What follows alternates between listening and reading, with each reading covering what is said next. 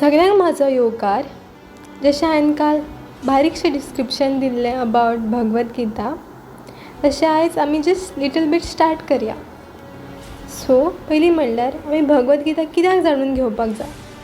भगवत गीता एक अशी गीता जी आमच्या लायफान कितें कितें जाता, कित्याक तशें कितें जाता हाचो उत्तर दिता. हाचो खंयचोच एक उत्तर आसपाना जो भगवत गितान मेळपाक शकपाना. आतां जशें हांवें काल म्हणलेलें आनी थोडे भितर सांगलेलें की 18 अध्याय आसा म्हणून भगवत गीता. हांगा आमी आपल्याक स्वता अर्जुनूच समजोवपाक शकता. कित्याक लागून तेज्या मनान जें कितें नाकाल्ले थॉट्स येताले, तशें आमच्या मनान तेंच तशेंच नाकाल्ले चिंतप जाता, आमचें चड चिंतप जाता. सो तो सुद्दां आपूण एक एक प्रश्नाचें उत्तर जाणून घेवपाक ट्राय करता. तशी सुद्दां आमी सुद्दां लायक तशीच हें करता की अशें कित्याक जाता आमच्या वांगडा. सो आमकां सुद्दां केन्ना केन्ना उत्तर ती कोणा कडल्यान मेळटा की आमच्या पेरंट्सा कडल्यान मेळटा. आतां ह्या हितून अर्जुनाक तो मार्ग आनी त्या सगळ्याचो प्रश्नाचो तेजो उत्तर कृष्ण दिता. आमच्या लायफान जशें आमची पेरंट्स आसा, तशें आमची फ्रेंड्स आसा, बाकीचे वांगडीचे लोक आसा, ते आमी तेजी हेल्प करता.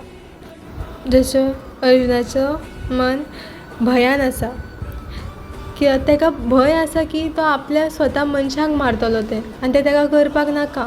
तेज्या ऑपोजीट टिमान तेजो काका भीष्मा तो आसा आनी तेका तें मारपाक नाका. तेजो गुरू द्रोणाचार्य आसा आनी तेका हें करपाचें ना, स्वता त्रास दिवपाचो ना. कित्याक तें तेका खूब बरें करी. तो सदां चिंतता कितें करपाचें. तो भंयान आसा, तेका समजना कितें करपाचें तें. सेम आमच्या लायफान तशेंच जाता केन्ना केन्ना एक पॉयंटार की आमी डिसायड करपाक शकना कितें करपाचें तें. चला आतां आमी पयलो अध्याय स्टार्ट करुया. श्लोक 1. धृतराष्ट्र उवाच धर्मक्षेत्रे कुरुक्षेत्रे समवेतायुयुत्सव मामका पांडवाश्चैव किमकुर्वत संजय. ह्या श्लोकान धृतराष्ट्र संजयाक विचारता कितें चल्लां काय म्हणून कुरुक्षेत्रान भुमीचेर कितें चल्लां, पांडूचे पुत्र कशें कितें आसा अरेंजमेंट, मागीर आपल्या भुरग्याची हें कशें आसा, कितें चल्लां तें सगळें जाय आसलें. सो तो संजयाक सगळें विचारता. कित्याक धृतराष्ट्राक एक मनान भंय आसलो की तेज्या भुरग्यांनी पयलीं अधर्म चूज केला आनी पांडुपुत्रान धर्माचो. सो तेका लास्टाक खबरच आसलें की अधर्म आसा तो सोंपपाचो आसा म्हणून आनी धर्म आसा तो सदांच जिखपाचो आसा म्हणून.